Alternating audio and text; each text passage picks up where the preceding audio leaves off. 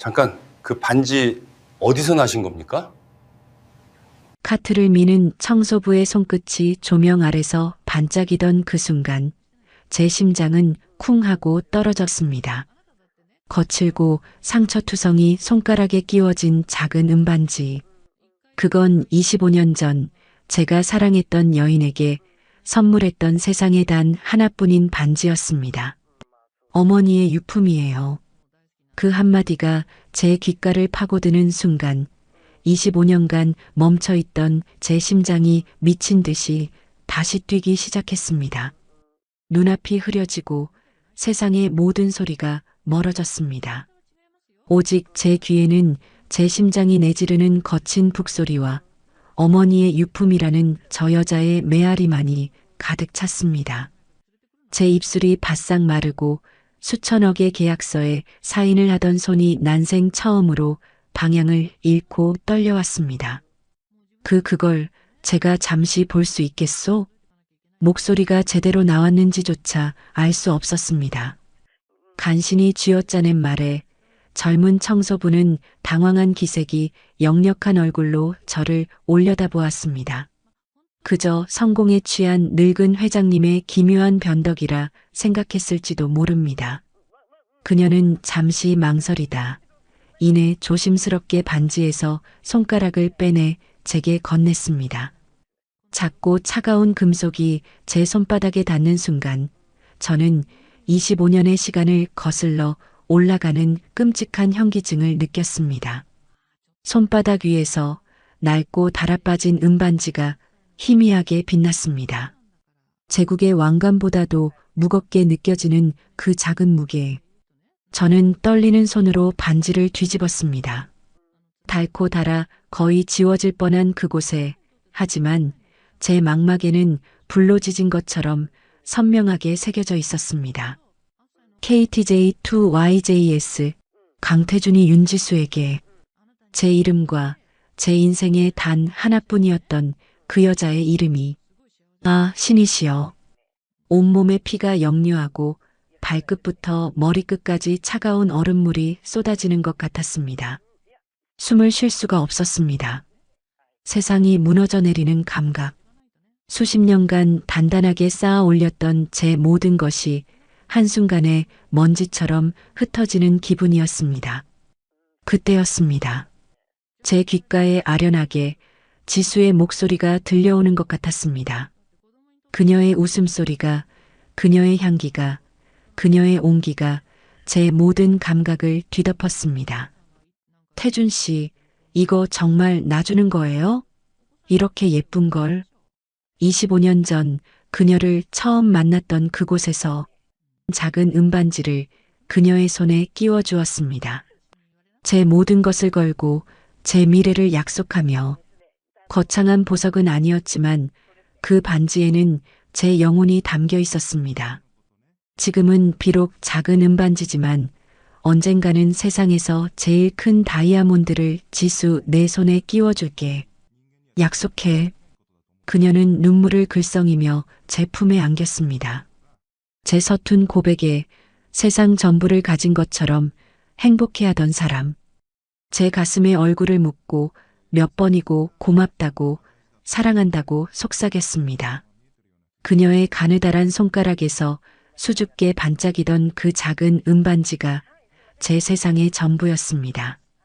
그 반지만큼은 무슨 일이 있어도 지켜내리라 제 목숨을 걸고 맹세했었습니다.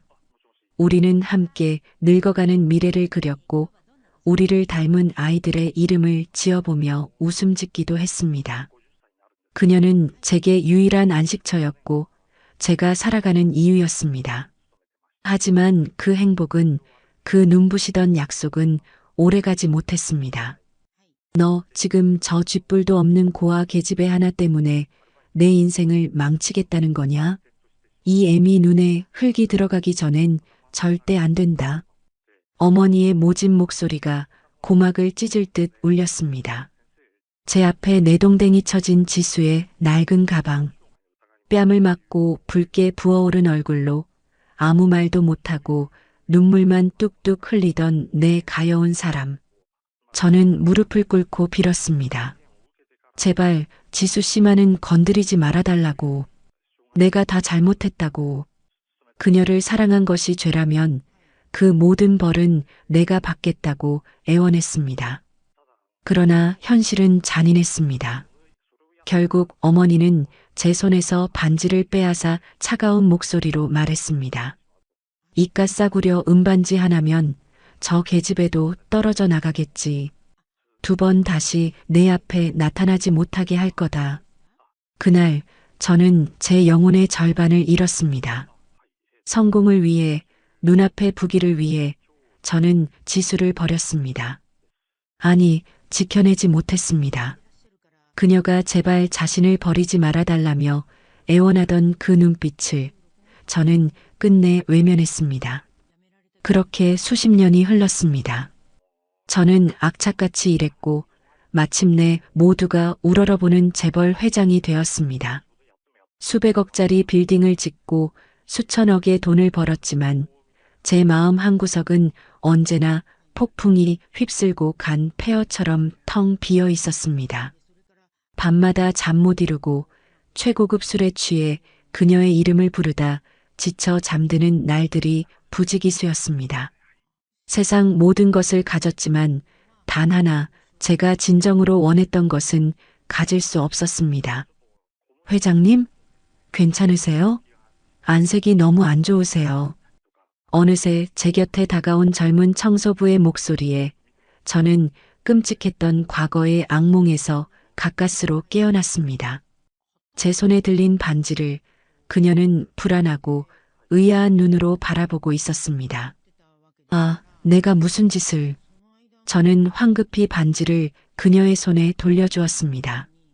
제 손끝에 남은 그녀의 미지근한 체온이 이상하게도 제 심장을 더욱 아프게 후벼 팠습니다.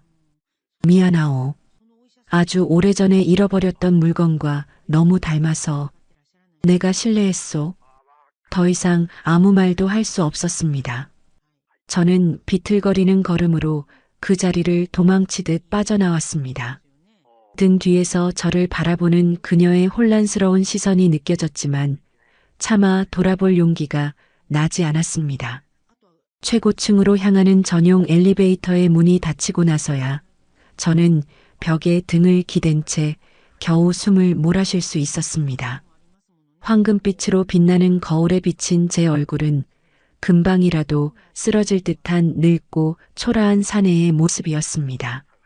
제 손은 여전히 사시나무처럼 떨리고 있었습니다. 회장실의 문을 걸어 잠그고 저는 창가로 다가가 섰습니다. 발 아래로 펼쳐진 서울의 화려한 야경이 오늘따라 지옥의 불빛처럼 아른거렸습니다. 손에 들었던 위스키 잔이 힘없이 바닥으로 떨어져 산산조각 났지만 그 소리조차 들리지 않았습니다. 지수의 유품이라니. 그렇다면 저 아이는 대체 누구란 말인가? 저 아이의 눈빛, 어딘지 모르게 지수를 닮았던 그 슬프고도 맑은 눈빛이 머릿속을 떠나지 않았습니다. 아니야. 아닐 거야. 세상에는 비슷한 반지가 얼마든지 있을 수 있어. 우연의 일치일 뿐이야. 스스로를 몇 번이고 다그치고 부정했지만 가슴속에서 무언가 무섭게 외치고 있었습니다. 저 아이의 나이가 25. 내가 지수와 헤어진 것이 26해 전. 이 지독한 숫자들이 제 머릿속을 헤집어 놓았습니다. 그리고 제 이름의 이니셜이 새겨진 세상에 단 하나뿐인 반지. 이 모든 것이 단순한 우연일 리가 없었습니다. 만약 정말로 내 생각이 맞다면 저는 온몸에 소름이 돋는 것을 느꼈습니다. 심장이 철렁 내려앉는다는 말이 무슨 뜻인지 60평생 처음으로 온몸으로 깨달았습니다. 저는 무너져 내리듯 소파에 주저앉았습니다. 눈을 감아도 눈을 떠도 반지를 건네주던 그 젊은 청소부의 얼굴과 눈물을 흘리며 떠나가던 지수의 마지막 모습이 번갈아 떠올랐습니다. 지수야, 윤지수. 저는 목 놓아 그녀의 이름을 불렀습니다. 대답 없는 메아리만이 차가운 공간을 맴돌 뿐이었습니다. 심장이 터질 것 같았습니다. 지난 25년간 단 하루도 편히 잠들지 못하게 했던 죄책감의 실체가 어쩌면 오늘 제 눈앞에 나타났던 것일지도 모릅니다. 저는 이제 무엇을 해야 할까요? 이대로 모른 척해야 할까요? 아니면 제 남은 인생을 전부 뒤흔들지도 모를 진실을 향해 나아가야 할까요?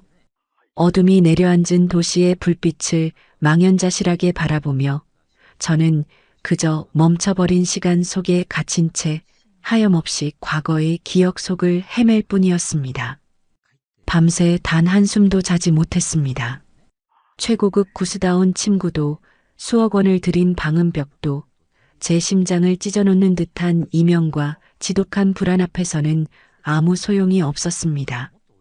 어둠 속에서 눈을 뜨고 있어도 눈을 감아도 어제 복도에서 마주쳤던 그 젊은 청소부의 얼굴과 그녀의 손에서 희미하게 빛나던 은반지가 아른거렸습니다. 제국의 왕관보다도 무겁게 느껴졌던 그 작은 은반지. 어둠이 채 가시지 않은 새벽, 저는 결국 침대에서 몸을 일으켰습니다. 수백 벌의 명품 양복이 걸린 드레스룸을 지나 곧장 서재로 향했습니다. 어젯밤 홀로 고뇌하며 내렸던 결론을 실행에 옮겨야 했습니다. 더 이상 혼자서는 이 거대한 의욕과 죄책감의 무게를 감당할 수 없었습니다. 진실을 알아야 했습니다. 그 진실이 제 남은 인생을 파멸로 이끌지라도 더는 도망칠 수 없었습니다. 떨리는 손으로 비서실 직통 전화를 눌렀습니다. 새벽 6시, 제 평생 이 시간에 김 비서를 찾은 적은 단 한 번도 없었습니다. 회장님, 저 김기철입니다. 이 새벽에 무슨 일이십니까? 수화기 너머로 들려오는 김 비서의 목소리에는 당황한 기색이 역력했지만 그는 애써 침착함을 유지하려 애쓰고 있었습니다. 수십 년간 제 그림자처럼 곁을 지킨 남자. 제 더러운 일, 은밀한 일, 그 모든 것을 묵묵히 처리해 주었던 유일한 사람이었습니다. 김 비서, 지금 당장 내 집무실로 와주게. 아주 중요한 일일세. 알겠습니다. 30분 내로 도착하겠습니다. 전화를 끊고 저는 텅 빈 회장실로 향했습니다. 평소 같았으면 수십 명의 수행원이 저를 맞이했겠지만 오늘만큼은 그 누구의 얼굴도 보고 싶지 않았습니다. 어둠이 채 가시지 않은 사무실에 들어서자 어젯밤의 광경이 파노라마처럼 스쳐 지나갔습니다. 바닥에 흩뿌려진 위스키 잔의 파편들, 그것을 치울 생각조차 하지 못했습니다. 마치 제 마음이 산산조각 난 것을 보여주는 것만 같아서 차마 손을 댈 수가 없었습니다. 얼마 지나지 않아 집무실 문을 두드리는 소리가 들렸습니다. 김 비서였습니다. 들어오게. 문을 열고 들어선 김 비서는 방 안의 풍경과 제 꼴을 보고는 순간 숨을 멈추는 듯 했습니다. 하지만 그는 프로였습니다. 그 어떤 질문도 그 어떤 표정도 드러내지 않은 채 묵묵히 제 앞에 와서 섰습니다. 회장님 부르셨습니까? 그래, 앉게. 저는 책상 위에 놓인 밤새 제가 직접 작성한 메모를 그에게 건넸습니다. 윤서윤, 윤지수, 두 개의 이름이 적힌 작은 메모지였습니다. 어제 내가 복도에서 마주친 청소부가 있네. 호텔 환경미화팀 소속 윤서윤, 그리고 윤지수. 이 두 사람에 대해 알아봐주게. 내가 가진 모든 힘과 자원을 총동원해서 이 두 사람의 인생을 통째로 파내야겠어. 김 비서는 메모를 받아들고 잠시 제 눈을 응시했습니다. 그의 눈빛은 깊고 고요했지만 그 안에서 작은 파동이 일고 있음을 저는 느낄 수 있었습니다. 그는 윤지수라는 이름을 알고 있었습니다. 25년 전 제가 어떤 사랑을 했고 어떻게 버려졌는지 그 모든 것을 어렴풋이 알고 있는 유일한 사람이었으니까요. 회장님 윤지수 씨라면 그때 맞네. 바로 그 사람이야. 더 이상 설명할 필요도 설명하고 싶지도 않았습니다. 김 비서는 짧은 침묵 끝에 결심한 듯 고개를 끄덕였습니다. 어디까지 무엇을 알아봐 드리면 되겠습니까? 모든 것 하나도 빠짐없이. 윤서윤이라는 아이가 어디서 태어났고 어떻게 자랐는지, 학교는 어디를 나왔고 친구는 누구인지, 빚은 없는지 아픈 곳은 없는지, 그 아이의 인생 전체를 내 눈앞에 가져와야 해. 그리고 윤지수, 내 첫사랑, 그 여자가 어떻게 살았고 어떻게 죽었는지, 무덤은 어디에 있는지, 그 모든 것을 알아내주게. 제 목소리가 형편없이 떨리고 있었습니다. 60평생 단 한 번도 누구 앞에서 약한 모습을 보인 적 없었던 저였습니다. 하지만 지금은 아니었습니다. 저는 완전히 무너져 내리고 있었습니다. 특히 저는 잠시 말을 멈추고 창밖을 바라보았습니다. 이제 막동이 터오는 하늘이 핏빛처럼 붉게 물들고 있었습니다. 특히 윤서윤이라는 아이의 출생에 대해 자세히 알아봐주게. 아버지가 누군지, 출생신고는 어떻게 되어 있는지, 보육원 출신이라고 했는데 어떤 경위로 보육원에 가게 되었는지, 단 하나의 의문도 남아서는 안 돼. 명심하겠습니다, 회장님. 김 비서는 자리에서 일어나 제게 깊이 허리를 숙였습니다. 그리고는 아무 말 없이 집무실을 나섰습니다. 문이 닫히는 소리가 마치 제 인생의 한 챕터가 끝나는 소리처럼 들렸습니다. 저는 소파에 몸을 깊숙이 파묻고 눈을 감았습니다. 이제 제가 할 수 있는 것은 아무것도 없었습니다. 그저 지옥 같은 기다림의 시간을 견뎌내는 것뿐이었습니다. 그날 이후 저는 유령처럼 호텔을 배회했습니다. 수백억짜리 계약도 중요한 회의도 제 귀에는 들어오지 않았습니다. 제 모든 신경은 오직 윤서윤이라는 이름 석자에 쏠려 있었습니다. 저는 CCTV실로 내려가 수십 개의 모니터 속에서 그녀를 찾았습니다.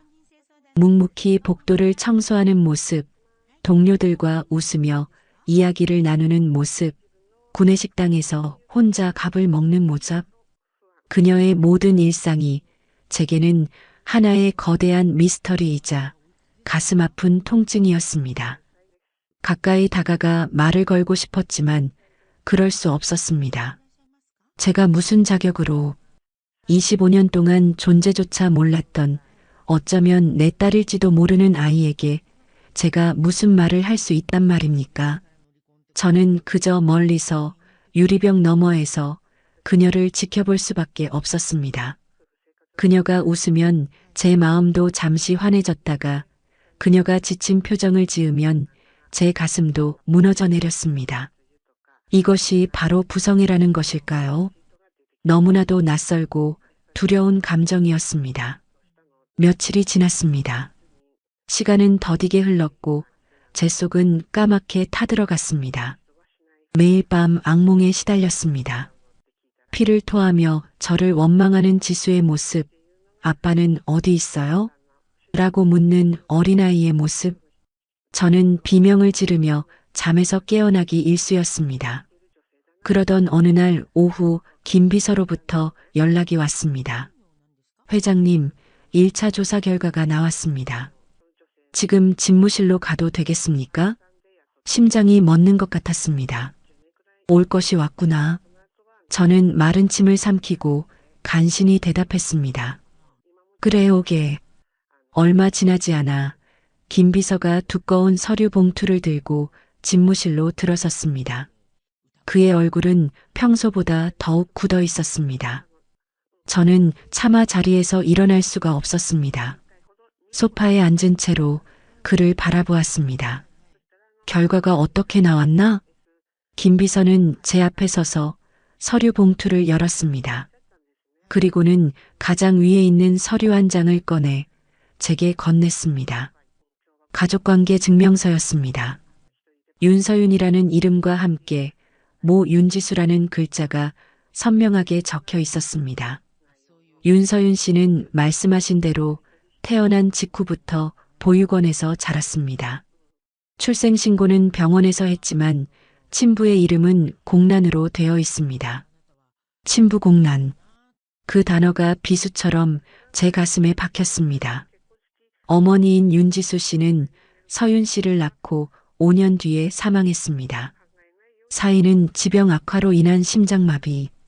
병원 기록과 사망진단서를 모두 확인했습니다. 죽었구나. 내 지수는 그렇게 혼자 병마와 싸우다 쓸쓸히 죽어갔구나. 그리고 이 아이는 태어나자마자 어미를 잃고 애비도 없는 고아로 이 험한 세상을 혼자 살아왔구나. 눈앞이 캄캄해지고 뜨거운 것이 목구멍으로 치밀어 올랐습니다. 저는 두 손으로 얼굴을 감쌌습니다. 어깨가 주체할 수 없이 떨려왔습니다. 차라리 저를 원망하고 저주를 퍼붓지. 왜 그렇게 바보같이 혼자 모든 것을 짊어지고 떠나버렸단 말인가. 회장님, 김 비서의 목소리가 저를 현실로 끌어당겼습니다. 저는 간신히 고개를 들었습니다. 한 가지 더 보고 드릴 사항이 있습니다. 김 비서는 잠시 말을 멈췄습니다. 그의 눈빛이 심하게 흔들리고 있었습니다. 윤지수 씨가 사망하기 전 마지막으로 남긴 유품이 하나 있었다고 합니다. 보육원 원장의 증언에 따르면 그녀는 숨을 거두는 마지막 순간까지도 그 물건을 손에서 놓지 않았다고 합니다. 그리고 딸에게 반드시 전해달라는 유언을 남겼다고. 그게 뭔가 작은 은반지였다고 합니다. 김 비서의 마지막 보고가 제 심장에 박힌 거대한 대모처럼 느껴졌습니다. 온몸의 피가 차갑게 식어내리는 감각. 세상의 모든 소리가 멀어지고 시간의 흐름이 멎어버린 듯한 그 지독한 정적 속에서 제 의식은 걷잡을 수 없이 과거의 심연으로 추락하기 시작했습니다. 25년 전 제가 필사적으로 외면하고 도망쳤던 바로 그 시간 속으로. 그 시절 저는 세상 무서운 줄 모르는 철없는 재벌 2세였습니다. 아버지의 막대한 부와 권력을 등에 업고 하루하루를 의미 없는 파티와 유흥으로 흘려보냈습니다. 제 주변에는 언제나 저의 비위를 맞추려는 사람들로 가득했고 돈이면 무엇이든 할 수 있다고 믿었습니다. 진정한 사랑이나 인간적인 고뇌 같은 것은 제게는 그저 낡은 소설책에나 나오는 고리타분한 단어일 뿐이었습니다. 제 인생의 항로에는 오직 성공과 유지라는 두 개의 좌표만이 존재했고 그 외의 모든 것은 거추장스러운 장애물에 불과했습니다. 그러던 어느 날 저는 우연히 지수를 만났습니다. 그날은 연례 행사처럼 아버지가 운영하는 백화점 VIP 행사에 억지로 끌려 나온 날이었습니다. 수많은 사람들의 아첨과 거짓 웃음에 둘러싸여 무료함에 몸부림치던 그때 행사장 한쪽에서 작은 소동이 일어났습니다. 행사용으로 쌓아 올린 샴페인 타워가 균형을 잃고 쓰러지려던 찰나였습니다. 모두가 비명을 지르며 피하기 바쁜 와중에 한 여자가 작은 몸으로 위태로운 타워를 받쳐냈습니다. 바로 윤지수, 그 백화점의 계약직 아르바이트생이었습니다. 쏟아지는 샴페인에 온몸이 흠뻑 젖고 깨진 유리 조각에 손바닥이 베었음에도 그녀는 괜찮냐며 주변 사람들을 먼저 챙겼습니다. 그 순수하고도 강인한 눈빛. 그 눈빛을 본 순간 저는 난생 처음 느껴보는 강렬한 감정에 휩싸였습니다. 돈과 권력 앞에서는 비굴하게 변하던 수많은 사람들과는 다른 오염되지 않은 영혼의 빛을 본 것만 같았습니다. 그날 이후 저는 매일같이 그녀를 찾아갔습니다. 처음에는 단순한 호기심이었습니다. 나와는 너무나도 다른 세상에 사는 그녀가 신기했고 저의 배경 앞에서도 주눅 들지 않는 당당함이 흥미로웠습니다. 저는 제가 아는 가장 좋은 방법으로 그녀의 환심을 사려 했습니다. 최고급 레스토랑을 통째로 빌리고 그녀가 평생 구경도 못 해봤을 명품 가방과 보석을 선물했습니다. 하지만 그녀는 언제나 곤란한 표정으로 고개를 저었습니다. 태준 씨, 이런 건 저한테 어울리지 않아요. 저는 그냥 태준 씨랑 같이 길거리 포장마차에서 떡볶이 먹고 동네 공원을 걷는 게 더 좋아요. 그녀는 그런 사람이었습니다. 세상의 화려함보다는 소박한 진심을 더 소중히 여기는 사람. 그녀를 통해 저는 처음으로 제가 살던 세상이 얼마나 허위와 가식으로 가득 차 있었는지 깨닫게 되었습니다.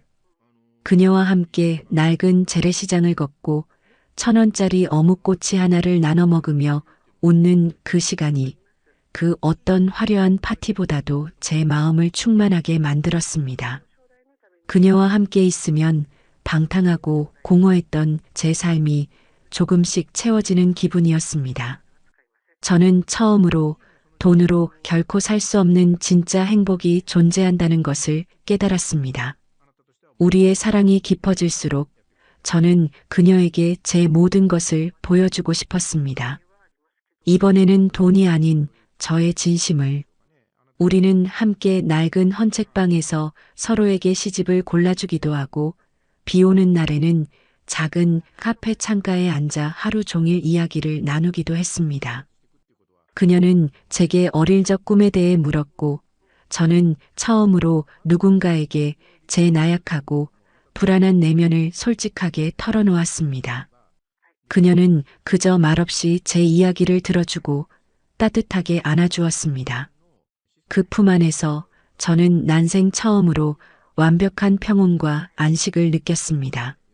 그러던 어느 날 우리는 인사동의 작은 골목길을 걷다가 우연히 낡은 은세공 공방을 발견했습니다. 그곳에서 저는 그녀의 하얀 손가락에 꼭 어울릴 것 같은 작고 소박한 은반지를 발견했습니다. 다이아몬드 하나 박혀있지 않은 투박하지만 진심이 느껴지는 반지. 저는 그 반지를 망설임 없이 샀습니다. 그리고 그날 밤 우리가 처음 만났던 백화점 옥상 정원에서 저는 그녀에게 그 반지를 건넸습니다. 지수야, 지금은 비록 작은 은반지지만 언젠가는 내가 내 힘으로 성공해서 세상에서 제일 큰 다이아몬드를 내 손에 끼워줄게. 이건 그날을 위한 내 약속이야. 제 서툰 고백에 그녀는 아이처럼 눈물을 터뜨렸습니다. 그리고는 제 품에 안겨 몇 번이고 고맙다고 사랑한다고 속삭였습니다.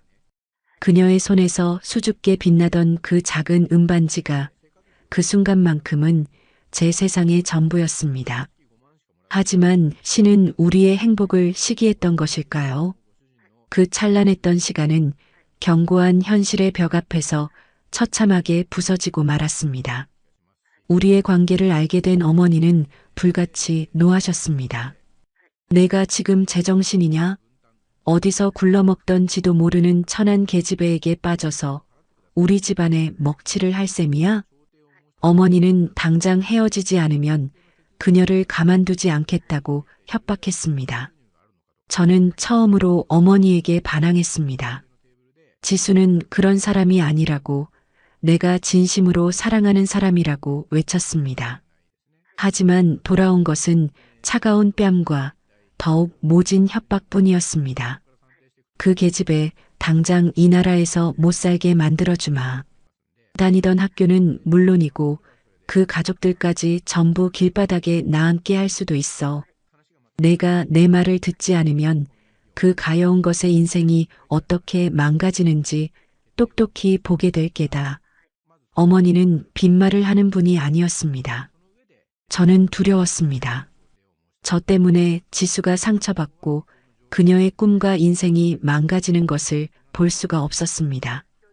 결국 저는 비겁하게도 그녀를 포기하기로 결심했습니다.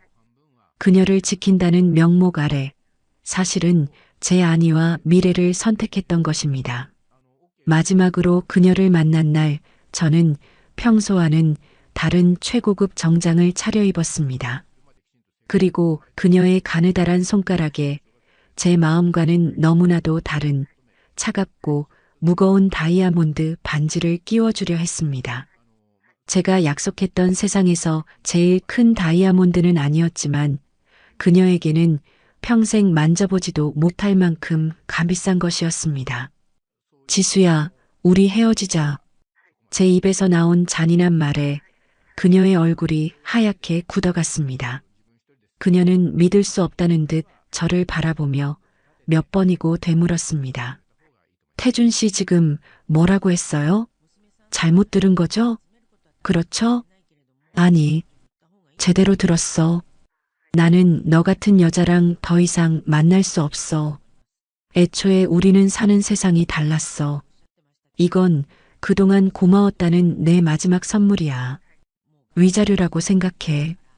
저는 일부러 더 모질고 더 잔인한 말을 내뱉었습니다. 그녀에게 상처를 주어서라도 그녀가 저를 미워하고 떠나게 만들어야 한다고 생각했습니다. 제 마음은 갈기갈기 찢어지고 있었지만 저는 끝까지 냉정한 표정을 유지했습니다. 그녀는 아무 말도 하지 않았습니다. 그저 제 얼굴을 멍하니 바라보다 조용히 눈물을 흘렸습니다. 그리고는 자신의 손가락에서 제가 선물했던 다이아 반지를 빼내 제 손에 쥐어주었습니다. 나는 태준 씨의 돈을 사랑한 게 아니에요. 나는 그냥 당신이라는 사람을 사랑했어요. 이 반지는 당신이 가지세요. 태준 씨가 약속했던 다이아몬드 반지도 위자료도 저는 필요 없어요. 그리고 그녀는 뒤돌아섰습니다. 단 한 번도 저를 돌아보지 않은 채 비틀거리는 걸음으로 제게서 멀어져 갔습니다. 저는 그 자리에 못 박힌 듯 서서 그녀의 뒷모습이 완전히 사라질 때까지 지켜볼 수밖에 없었습니다. 그녀가 남기고 간 반지의 차가운 감촉만이 제 손바닥에 선명하게 남아 있었습니다. 그녀가 떠나기 전 마지막으로 제게 남긴 말이 있었습니다. 바람처럼 스쳐 지나가 그때는 그 의미를 알지 못했던 말. 태준 씨 우리 아이. 그때는 그저 이별의 슬픔에 그녀가 헛소리를 한다고만 생각했습니다. 하지만 아니었습니다. 그녀는 제 아이를, 우리의 아이를 임신한 상태였던 겁니다.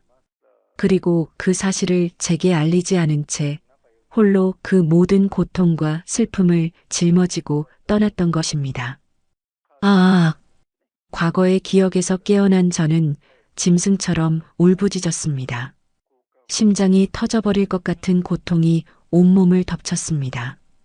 후회와 죄책감, 그리고 지수에 대한 사무치는 그리움이 저를 집어삼켰습니다. 내가 무슨 짓을 한 것인가? 나는 내 손으로 내 사랑과 내 아이를 지옥으로 밀어 넣었던 것입니다. 저는 무너져 내렸습니다. 수십 년간 억눌러왔던 모든 감정이 둑이 터진 강물처럼 쏟아져 나왔습니다. 한참을 울부짖다 저는 자리에서 벌떡 일어났습니다. 그리고는 김 비서를 향해 피를 토하는 심정으로 외쳤습니다. 김 비서, 지금 당장 유전자 검사를 준비하게. 무슨 수를 써서라도 윤서윤 그 아이의 머리카락 한 올이라도 구해와야 해. 당장. 제 안에서 터져나온 절규는 수십 년간 굳게 닫혀있던 화산이 마침내 폭발하는 것과 같았습니다. 피를 토하는 심정으로 내지른 명령에 산전수전 다 겪은 김 비서조차 잠시 숨을 멈추는 듯 했습니다. 그의 눈빛이 가늘게 떨리는 것을 보았지만 지금의 저에게는 그를 배려할 만한 아주 작은 이성도 남아있지 않았습니다. 제 온몸의 세포가, 제 모든 영혼이 오직 하나의 목표만을 향해 비명을 지르고 있었습니다. 확인해야 한다. 저 아이가 내 딸인지. 회장님, 진정하십시오. 너무 서두르시면 일을 그르칠 수 있습니다. 상대는 아무것도 모르는 평범한 직원입니다. 섣불리 접근했다가는 불필요한 오해와 소문만 무성해질 뿐입니다. 제가 책임지고 조용하고 신속하게 처리하겠습니다. 김 비서의 차분한 목소리가 간신히 제 이성의 끈을 붙잡아 주었습니다. 그렇습니다. 그의 말이 맞았습니다. 여기서 제가 이성을 잃고 날뛰어봤자 상황이 나아지는 것은 아무것도 없었습니다. 오히려 저 아이에게 씻을 수 없는 상처만 주게 될지도 모릅니다. 저는 거친 숨을 몰아쉬며 간신히 소파에 몸을 기댔습니다. 온몸에 힘이 풀려 손가락 하나 까딱할 수 없었습니다. 부탁하네. 김 비서 제발 최대한 빨리. 명을 받들겠습니다. 회장님. 김 비서는 제게 깊이 허리를 숙이고는 조용히 집무실을 나섰습니다. 문이 닫히고 다시 지독한 정적이 찾아왔습니다. 저는 텅 빈 공간에 홀로 남아 산산조각난 제 마음을 수습하려 애썼습니다. 하지만 그럴수록 25년 전 그날의 기억이 더욱 선명하게 저를 올가맬 뿐이었습니다. 그날 이후 저의 시간은 두 갈래로 나뉘어 흐르기 시작했습니다.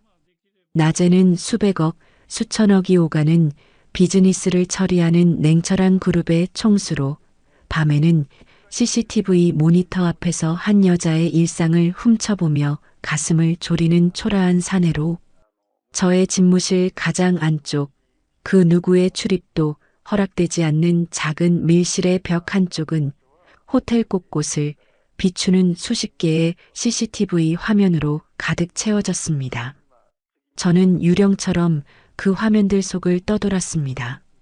이른 새벽, 아직 모두가 잠든 시간에 홀로 출근해 묵묵히 청소 도구를 챙기는 그녀의 모습, 다른 동료들이 휴게실에서 웃고 떠드는 동안에도 구석에서 조용히 책을 읽거나 낡은 mp3로 음악을 듣는 그녀의 모습, 점심시간이면 구내식당의 가장 구석진 자리에 앉아 혼자서 꾸역꾸역 밥을 넘기는 그녀의 모습, 그녀의 모든 일상이 제게는 하나의 거대한 미스터리이자 가슴을 저미는 통증이었습니다.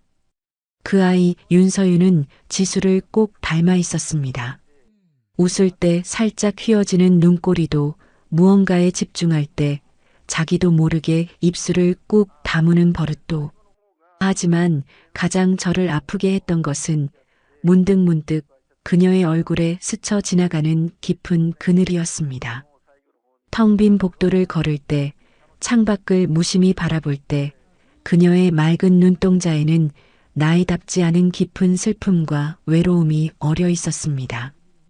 그 모습을 볼 때마다 제 심장은 칼로 베이는 듯 아팠습니다. 저 그늘의 아주 작은 조각이라도 혹시 내가 만든 것은 아닐까? 내가 버린 내 아이가 25년 동안 저렇게 혼자서 울고 있었던 것은 아닐까? 저는 그녀에게 다가가고 싶었습니다. 당장이라도 달려가 그녀의 어깨를 붙잡고 내가 내 아비라고, 너무 늦게 와서 미안하다고 말하고 싶었습니다. 하지만 그럴 수 없었습니다. 제가 무슨 자격으로 25년 동안 존재조차 몰랐던 아이에게 이제 와서 아버지라고 나서는 것이 얼마나 이기적이고 끔찍한 일입니까? 저 아이는 저를 원망할 것입니다. 증오할 것입니다. 저는 그 모든 것을 감당할 자신이 없었습니다. 그래서 저는 그저 비겁하게 숨어서 그녀를 지켜볼 수밖에 없었습니다. 그녀가 낡은 청소 카트를 힘들게 끄는 모습을 보면 당장 비서를 시켜 최고급 최신 장비로 바꿔주고 싶었습니다. 동료들 사이에서 은근히 따돌림을 당하는 모습을 보면 당장 그들을 전부 해고해버리고 싶었습니다. VIP 고객의 무리한 요구에 고개를 숙이는 모습을 보면 달려가 그자의 멱살이라도 잡고 싶었습니다. 하지만 저는 아무것도 할 수 없었습니다. 제가 나서는 순간 그녀의 평온한 일상은 깨져버릴 테니까요. 사람들은 수군거릴 것이고 그녀를 이상한 눈으로 쳐다볼 것입니다. 저는 그녀에게 더 큰 상처를 줄 수 없었습니다. 그래서 저는 김 비서를 통해 아무도 모르게 아주 조심스럽게 그녀의 주변을 정리하기 시작했습니다. 유독 그녀를 괴롭히던 선배 청소부는 갑자기 지방의 한 리조트로 발령이 났고 그녀가 일하는 층의 낡은 청소 장비들은 모두 최신형으로 교체되었습니다. 그녀가 자주 이용하는 직원 휴게실에는 최고급 원두를 사용하는 커피 머신이 들어왔습니다. 서윤은 그저 운이 좋다고 회사가 갑자기 복지에 신경을 쓰는 것 같다고 생각하는 듯 했습니다. 그 작은 변화에 수줍게 미소 짓는 그녀의 모습을 보며 저는 아주 잠시나마 아버지로서의 역할을 한 것 같은 초라한 위안을 얻었습니다. 한편 김 비서는 유전자 샘플 확보를 위해 치밀하게 움직이고 있었습니다.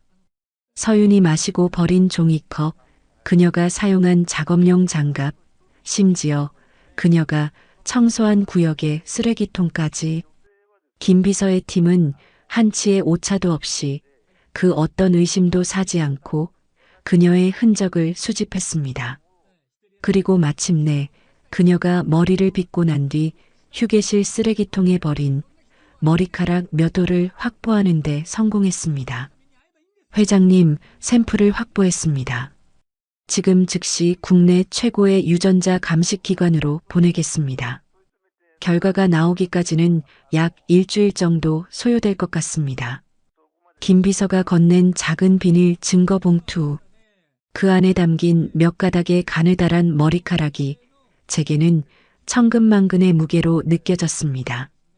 이제 주사위는 던져졌습니다. 일주일 뒤 저는 제 인생을 송두리째 뒤바꿀 진실과 마주하게 될 것입니다. 일주일.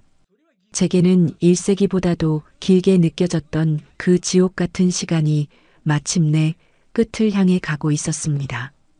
유전자 검사 결과가 나오기로 한 날 저는 동이 트기도 전에 잠에서 깨어나 텅 빈 집무실을 하염없이 서성였습니다.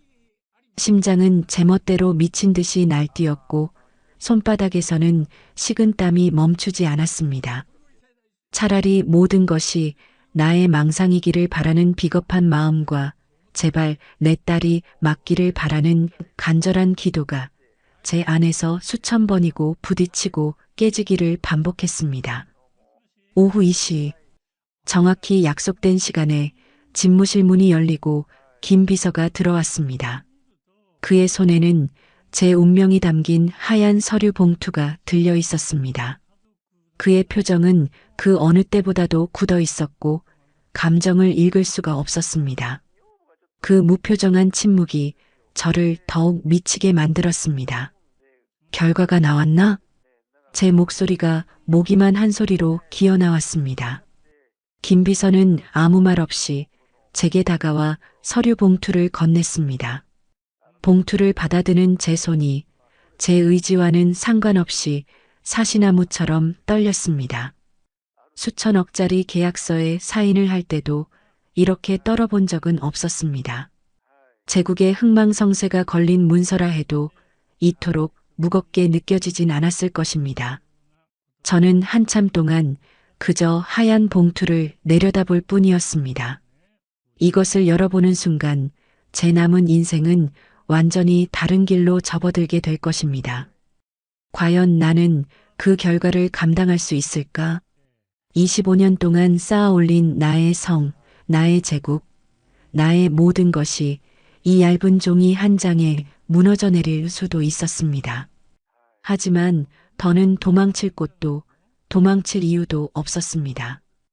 회장님, 김 비서의 나직한 목소리에 저는 간신히 정신을 차렸습니다. 그렇습니다. 저는 확인해야만 합니다. 이 모든 고통의 근원을, 그리고 어쩌면 내 유일한 구원이 될지도 모를 그 진실을. 저는 마른 침을 삼키고 떨리는 손으로 아주 천천히 봉투의 밀봉을 뜯기 시작했습니다. 바스락. 종이가 찢어지는 그 작은 소리가 마치 제 심장이 찢어지는 소리처럼 온 집무실을 울리는 듯 했습니다. 덜덜 떨리는 손으로 간신히 안의 내용물을 꺼냈습니다. 복잡한 숫자와 그래프, 그리고 전문 용어로 가득한 유전자 감식 결과 보고서였습니다. 저는 그 모든 것을 건너뛰고 오직 마지막 한 줄, 최종 결론이 적힌 그 문장만을 찾아 헤맸습니다. 그리고 마침내 그것을 발견했습니다. 검체 A와 검체 B는 부녀 관계가 성립될 확률 99%. 그 숫자가 제 망막에 불도장처럼 새겨졌습니다. 순간 세상의 모든 소리가 멎었습니다. 제 심장이 멈추고 호흡이 멎고 온몸의 피가 역류하는 것 같았습니다. 손에 들고 있던 보고서가 힘없이 바닥으로 떨어졌습니다. 저는 비틀거리며 뒷걸음질 치다 결국 소파에 무너지듯 주저앉았습니다. 내 딸 저 아이가 정말로 내 딸이었구나. 내가 버린 내 사랑, 윤지수가 내 아이를 낳아 혼자서 길렀구나. 그리고 나는 25년 동안 그 사실조차 모른 채 세상 모든 것을 다 가진 것처럼 오만하게 살아왔구나. 아, 목구멍에서 신음이 터져 나왔습니다. 눈앞이 캄캄해지고 뜨거운 무언가가 쉴 새 없이 뺨을 타고 흘러내렸습니다. 수십 년간 단 한 번도 흘려본 적 없었던 눈물이었습니다. 제국의 황제처럼 군림하며 감정 따위는 사치라고 여겼던 저였습니다. 하지만 지금 저는 속수무책으로 무너져 내리고 있었습니다. 지수야, 지수야, 미안하다. 내가 다 잘못했다. 저는 아이처럼 바닥에 엎드려 목 놓아 울었습니다. 그녀의 이름을 부르고 또 불렀습니다. 25년 전 차갑게 그녀를 외면했던 제 모습, 돈 봉투를 던지며 그녀를 모욕했던 제 비겁한 모습, 그녀가 임신한 사실조차 눈치채지 못했던 제 어리석은 모습, 그 모든 과거의 죄악들이 수만 개의 칼날이 되어 제 심장을 쉴 새 없이 찔러댔습니다. 존재조차 몰랐던 내 딸, 서윤이의 얼굴이 떠올랐습니다. 거칠고 상처투성이었던 그 작은 손, 세상의 모든 슬픔을 다 짊어진 듯 깊은 그늘이 드리워져 있던 그 맑은 눈동자, 차가운 옥탑방에서 죽은 어미의 반지 하나를 붙잡고 얼마나 많은 밤을 혼자서 울었을까? 아비라는 작자는 세상 모든 것을 다 가진 채 호의호식하는 동안 내 딸은 이 험한 세상의 가장 낮은 곳에서 상처받고 멸시당하며 살아왔던 것입니다. 으흐흑 으아악. 저는 짐승처럼 울부짖었습니다. 심장이 터져버릴 것 같은 고통이 온몸을 덮쳤습니다. 후회와 죄책감, 그리고 지수에 대한 사무치는 그리움이 저를 집어삼켰습니다. 저는 김비서의 존재도 잊은 채 바닥을 치고 가슴을 쥐어뜯으며 오열했습니다. 제국의 총수 강태주는 온데간데없고 그 자리에는 그저 사랑하는 여인과 제 아이를 지켜주지 못한 한심하고 나약한 사내만이 남아 울고 있었습니다. 한참을 울부짖던 저는 어느 순간 모든 소리를 멈추고 자리에서 벌떡 일어났습니다. 눈물로 범벅이 된 얼굴, 헝클어진 머리, 피가 터질 듯 충혈된 눈. 제 모습은 광기에 휩싸인 사람과도 같았습니다. 저는 비틀거리는 걸음으로 집무실 문을 향해 걸어갔습니다. 회장님, 어디 가십니까? 김 비서가 경악하며 제 앞을 가로막았습니다. 비켜, 비켜. 서윤이에게 가야 해. 내 딸에게 당장 가야 한다고. 회장님, 이러시면 안 됩니다. 지금은 때가 아닙니다. 갑자기 나타나셔서 모든 것을 밝히시면 서윤 씨는 더 큰 충격과 혼란에 빠질 뿐입니다. 상관없어. 더 이상은 단 하루도, 단 한 시간도 이렇게 숨어서 지켜볼 수만은 없어. 내가 직접 가서 무릎 꿇고 빌어야 해. 너무 늦게 와서 미안하다고 이 못난 아비를 용서해달라고. 저는 긴 비서를 뿌리치고 미친 듯이 복도를 달려나갔습니다. 엘리베이터를 기다릴 시간조차 없었습니다. 비상계단을 통해 수십 개의 층을 단숨에 뛰어내려갔습니다. 제 머릿속에는 오직 윤서윤이라는 이름 석자와 그녀에게 용서를 빌어야 한다는 생각뿐이었습니다. 하지만 그녀가 일하는 층에 도착했을 때 저는 차마 그녀에게 다가갈 수 없었습니다. 복도 저편에서 동료들과 함께 묵묵히 청소를 하고 있는 그녀의 뒷모습이 보였습니다. 너무나도 작고 가녀린 뒷모습. 제가 감히 다가가 말 한마디 건네는 것조차 저 아이에게는 또 다른 상처가 될 것만 같았습니다. 저는 그 자리에 얼어붙은 채 그저 그녀의 뒷모습을 바라보며 소리 없이 눈물을 흘렸습니다. 심장이 갈기갈기 찢어지는 것 같았습니다. 아버지이면서도 아버지라 부를 수 없고 다가가 안아주고 싶어도 그럴 수 없는 이 지독한 현실. 저는 엉망이 된 몰골 그대로 윤서윤이 청소하고 있는 복도를 향해 걸어갔습니다. 수십 년간 제 발소리만으로도 모든 일을 긴장시켰던 그 걸음이 오늘따라 천근만근 무겁게 느껴졌습니다. 복도 저편에서 묵묵히 바닥을 닦고 있는 그녀의 작은 뒷모습이 보였습니다. 한 걸음 한 걸음 그녀에게 다가갈수록 제 심장은 터질 듯이 요동쳤습니다. 저기 윤서윤 씨. 제 목소리가 제 의지와는 상관없이 형편없이 떨려 나왔습니다. 제 목소리에 그녀가 천천히 고개를 돌렸습니다. 저를 보고 화들짝 놀란 그녀의 눈동자가 겁먹은 아기 사슴처럼 파르르 떨렸습니다. 회장님 무슨 일이십니까? 그녀는 황급히 허리를 숙이며 어쩔 줄 몰라 했습니다. 저는 그런 그녀에게 다가가 제 평생 단 한 번도 누구에게 해본 적 없었던 행동을 했습니다. 저는 그녀 앞에서 천천히 무릎을 꿇었습니다. 회장님, 왜 이러십니까? 이러지 마십시오. 서윤이는 기겁하며 저를 일으키려 했지만 저는 꼼짝도 하지 않았습니다. 저는 고개를 숙인 채 피를 토하는 심정으로 제 첫마디를 꺼냈습니다. 미안합니다. 네, 무슨 말씀이신지.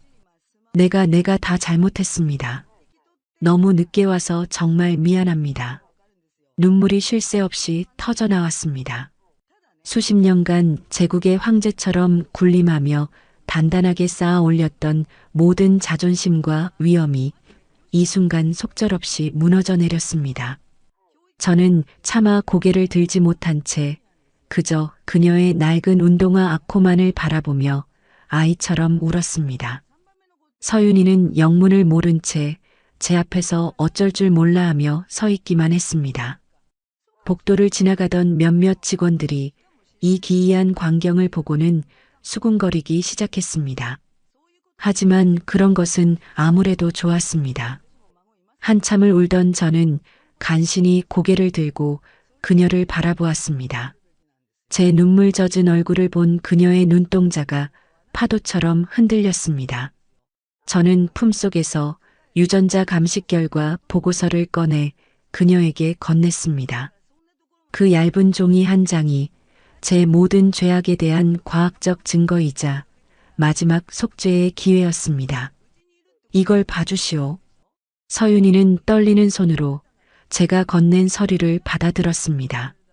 복잡한 서류의 내용을 이해하지 못한 채 그녀는 그저 마지막 결론 부분에 적힌 부녀관계 확률 99%라는 문장만을 멍하니 바라보았습니다. 그 숫자들이 의미하는 바를 깨닫는 데에는 그리 오랜 시간이 걸리지 않았습니다. 이게 대체 무슨...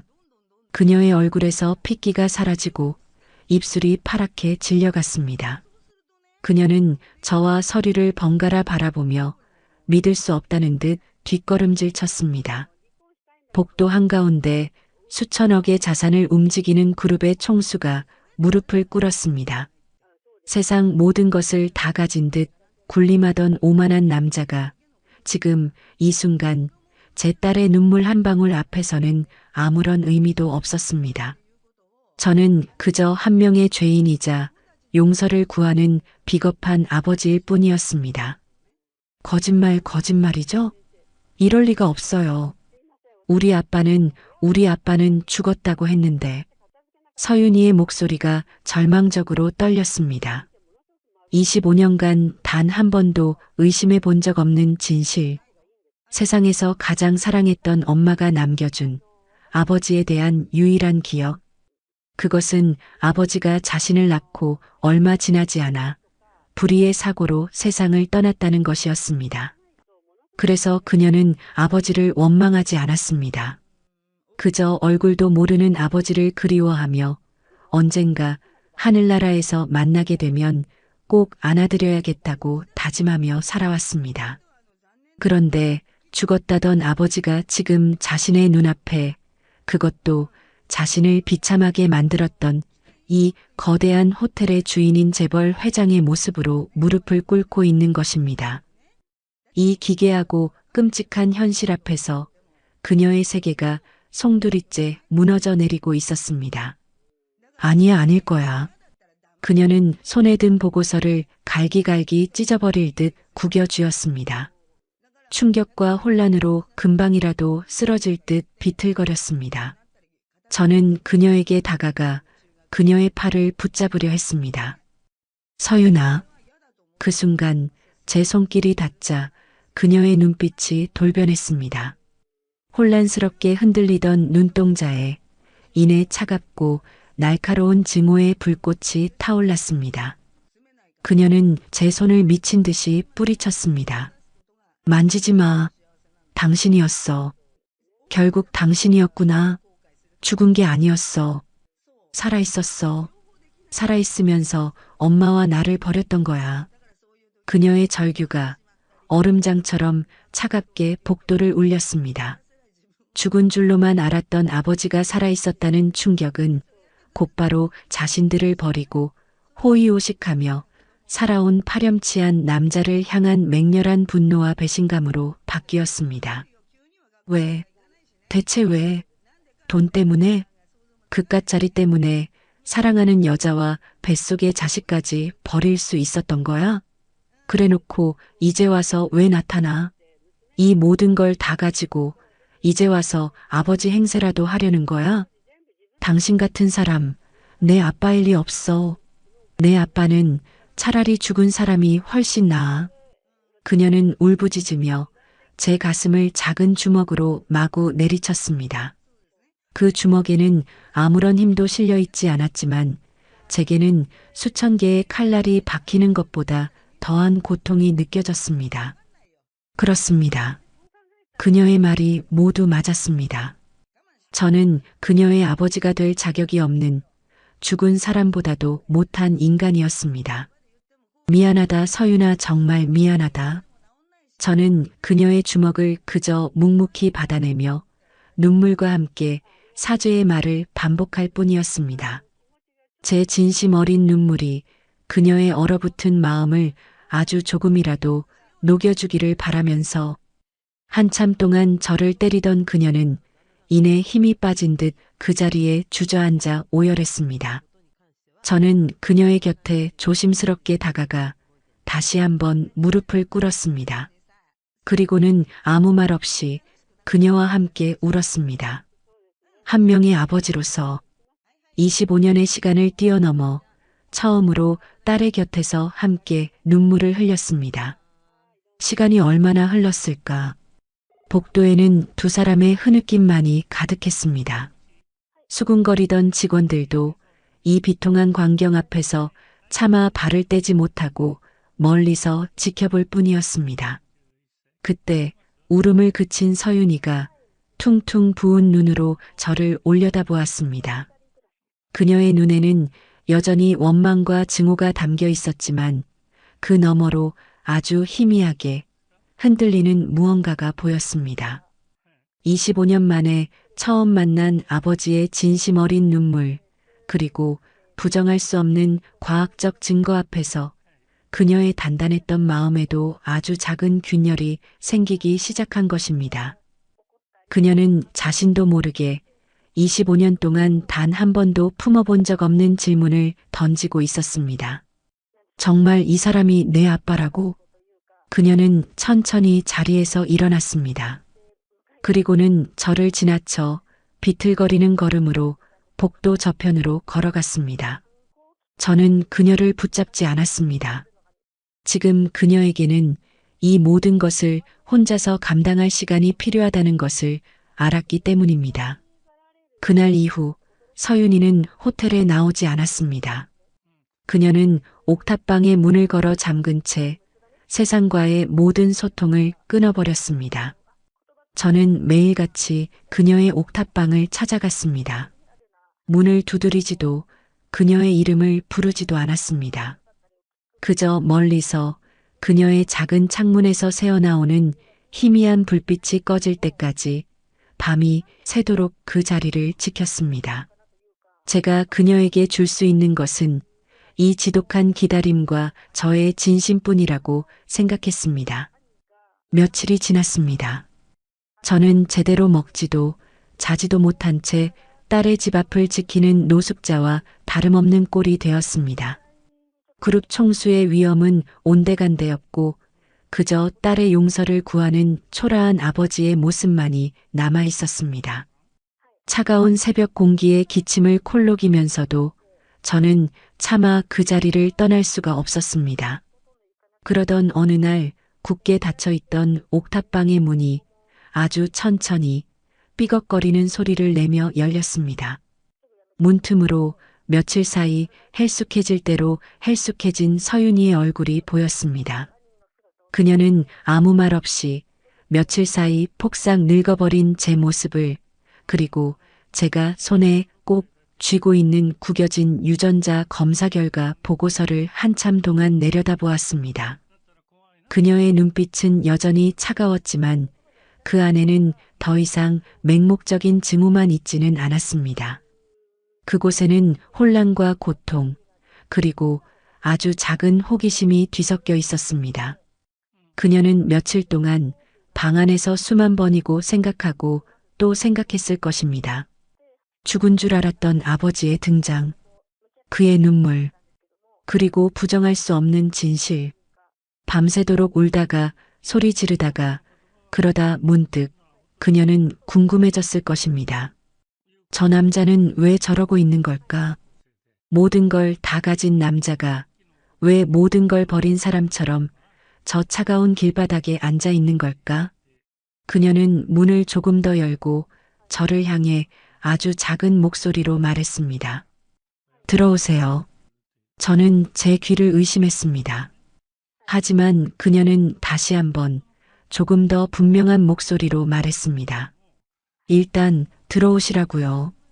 사람들 보는 거 지긋지긋하니까. 저는 비틀거리는 몸을 일으켜 아주 천천히 그녀의 작은 옥탑방으로 들어섰습니다. 25년 만에 처음으로 제 딸의 공간으로. 방 안은 아주 좁고 허름했지만 먼지 하나 없이 깨끗하게 정돈되어 있었습니다. 창가에는 그녀의 어머니 지수를 닮은 작은 화분들이 햇살을 받고 있었습니다. 그 작은 공간은 그녀가 얼마나 꿋꿋하고 성실하게 살아왔는지를 보여주는 것 같아 제 가슴을 더욱 아프게 했습니다. 서윤이는 제게 낡은 방석 하나를 내밀었습니다. 그리고는 자신도 제 맞은편에 조용히 앉았습니다. 어색하고 무거운 침묵이 우리 두 사람 사이를 흘렀습니다. 방 안에는 낡은 시계의 초침 소리만이 유난히 크게 들렸습니다. 먼저 침묵을 깬 것은 서윤이었습니다. 정말 사실이에요? 당신이 내 아버지라는 거. 그녀의 목소리는 여전히 떨리고 있었지만 그 안에는 자신의 운명을 직면하려는 단단한 의지가 담겨 있었습니다. 저는 그녀의 눈을 똑바로 바라보며 아주 천천히 하지만 분명하게 고개를 끄덕였습니다. 그래, 내가 내 애비다. 그 말을 내뱉는 순간 또다시 눈물이 왈칵 쏟아졌습니다.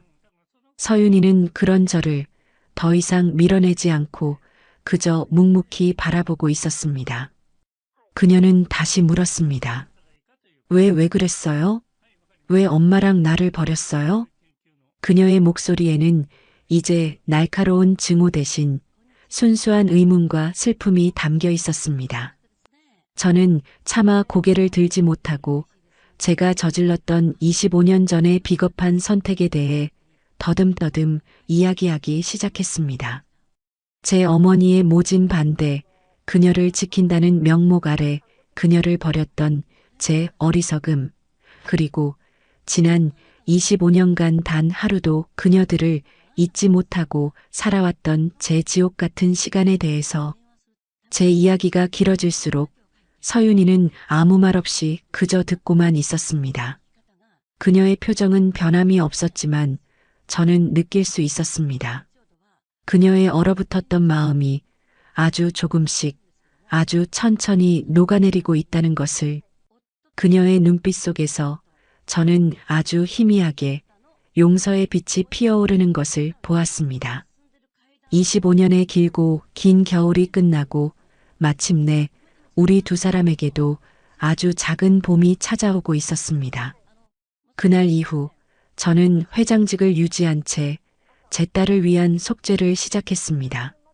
첫 번째는 그룹 내에 윤지수 재단을 설립하는 것이었습니다. 이사회에서 제 가족들의 격렬한 반대가 있었지만 저는 모든 것을 걸고 이 결정을 밀어붙였습니다. 재단은 미혼모 가정과 소외계층 아동을 지원하는 것을 목표로 했고 저는 그 재단의 이사장 자리를 서윤이에게 맡겼습니다. 저는 이런 거 할 줄 몰라요. 그리고 아버지의 돈 받고 싶지 않아요. 서윤이는 단호하게 거절했습니다. 그녀에게 재단 이사장이라는 자리는 25년 동안의 고통에 대한 보상처럼 느껴졌을 것입니다. 돈으로 모든 것을 해결하려는 과거의 저와 똑같은 오만한 방식으로 이건 내 돈이 아니다. 이건 내 어머니와 내가 지난 25년간 누렸어야 할 행복에 대한 아주 작은 빚의 일부일 뿐이다. 그러니 내가 받아야 해. 그리고 이 돈으로 무엇을 할지는 온전히 내가 결정해라. 내가 이 돈을 모두 불태워버린다 해도 나는 아무 말도 하지 않겠다. 다만 이것 하나만 알아다오. 나는 이제 너의 삶에 내 방식대로 개입하지 않을 것이다. 그저 내가 원하는 삶을 살 수 있도록 멀리서 지켜보고 응원할 뿐이다. 저는 그녀에게 재단 관련 서류만 남겨둔 채 조용히 그녀의 옥탑방을 나왔습니다.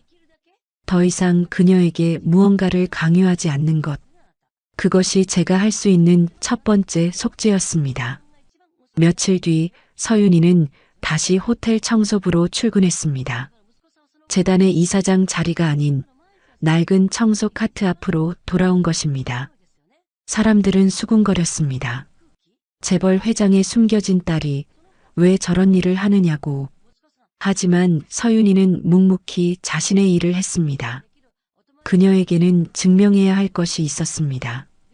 자신은 아버지의 돈이나 권력에 기생하는 신데렐라가 아니라는 것을. 저는 그런 그녀를 그저 멀리서 지켜볼 수밖에 없었습니다. CCTV 화면 속에서 그녀는 여전히 고된 하루를 보내고 있었습니다. 하지만 이전과는 조금 달라져 있었습니다. 그녀의 얼굴에서 깊었던 그늘이 조금씩 옅어지고 있었습니다. 자신의 의지로 삶을 선택했다는 작은 자부심이 그녀를 다시 단단하게 만들고 있었던 것입니다. 그러던 어느 날 저는 그녀의 옥탑방 문 앞에 그녀가 가장 좋아한다는 낡은 분식집에 떡볶이를 조용히 놓아두고 돌아왔습니다. 다음 날도 그 다음 날도 저는 매일 밤 그녀가 잠들었을 시간에 작은 간식거리나 그녀가 읽고 싶어 했던 책을 문 앞에 두고 돌아왔습니다. 회장으로서가 아닌 그저 서툰 아버지가 딸에게 해줄 수 있는 유일한 것이었습니다. 서윤이는 제가 두고 간 것들을 보면서도 아무런 내색을 하지 않았습니다. 하지만 그녀의 창가에 제가 선물한 작은 책들이 하나둘씩 쌓여가는 것을 보며 저는 아주 작은 희망을 느꼈습니다. 그러던 어느 주말 보육원에서 봉사활동을 하던 서윤이에게 한 어린 소녀가 다가와 수줍게 편지 한 통을 건넸습니다. 그것은 얼마 전 윤지수 재단의 긴급 지원금을 받아 무사히 심장 수술을 마칠 수 있었던 한 미혼모가 보낸 감사 편지였습니다. 편지에는 재단 덕분에 아이의 생명을 구했다는 절절한 감사와 함께 앞으로 자신도 이 아이를 훌륭하게 키워 세상에 받은 은혜를 갚으며 살겠다는 다짐이 담겨 있었습니다. 서윤이는 그 편지를 읽으며 한참 동안 눈물을 흘렸습니다. 그녀는 그때 깨달았던 것입니다. 아버지가 그녀에게 준 것이 단순히 돈이나 자리가 아니었다는 것을, 그것은 그녀의 어머니처럼 혹은 과거의 자신처럼 세상의 가장 낮은 곳에서 고통받는 사람들을 도울 수 있는 힘과 기회였다는 것을, 자신을 버렸다고만 생각했던 아버지가 사실은 자신에게 가장 소중한 것을, 가장 필요한 것을 주려 했다는 사실을. 그날 밤 서윤이는 처음으로 제게 전화를 걸었습니다. 아버지, 혹시 지금 시간 괜찮으시면 제가 있는 곳으로 와주실 수 있으세요? 저는 그녀가 보내준 주소로 한달음에 달려갔습니다. 그곳은 허름한 골목길에 있는 작은 분식집이었습니다. 가게 안 가장 구석진 자리에 그녀가 혼자 앉아 있었습니다. 제가 가게 안으로 들어서자 그녀는 저를 보고 작게 손짓했습니다. 여기 제가 어릴 때 엄마랑 자주 오던 곳이에요.